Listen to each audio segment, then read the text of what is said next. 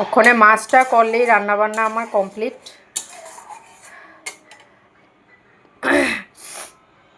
আর শুটকি রান্নাও হয়ে গেছে গা। এটার মধ্যে বেগুন দিছি, তারপরে কাঁঠালের বিচি দিছি, তারপরে কারকুল দিছি একটা।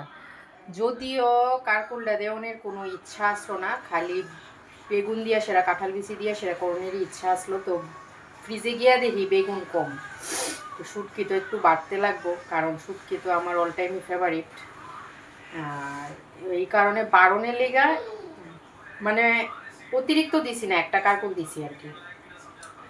আর মাথা দিয়া দিছে তাইনে হেনা, তাইনে যেদিন হেনা দিব এদিন আমার একটু হইলেও দিতে লাগে, কোনো ইচ্ছা আসলো না দিওনের। তো হেনাটা তো পয়সা দিয়ে আনছে, এটা কি ফালাই দিমু, যার কারণে দিওন লাগছে। যদিও পুরা চুলে দিওনের মতো হেনা আসলো না, খালি সামনে জাকটা দিয়ে দিছে।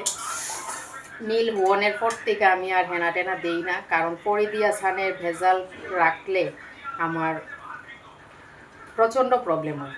বাথরুমে গিয়ে সেটা ঢুকে গেলে হ্যাঁ কিটা করে না করে, ঘর তো খালি, বুঝছো না, এলিগা আর কি। তো আজকে দিয়া দিছে, আজকে পরে দিয়া স্নান করলো, কোনো ভেজাল নাই, যেহেতু নীলের বাবা ঘরে আছে। আর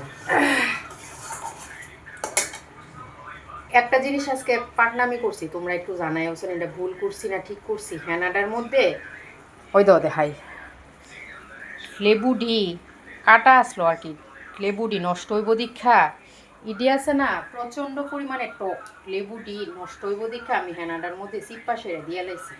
তো এটা মানে লেবু দিয়ন যায়নি হেনার মধ্যে, তোমরা একটু জানাই হোসেন, আমি কিন্তু জানি না, উদ্দা পাটনামি করে দিচ্ছি। ওখানে চুলে কিতা উইব না উইব জানি না, চুলে তো আচ্ছা লেবু বালা, আমি যদুর জানি খুশকি লেগা বালা, তো ওখানে হেনাডার ভিতরে দিয়ন যায়নি, তোমরা আমার একটু জানাও।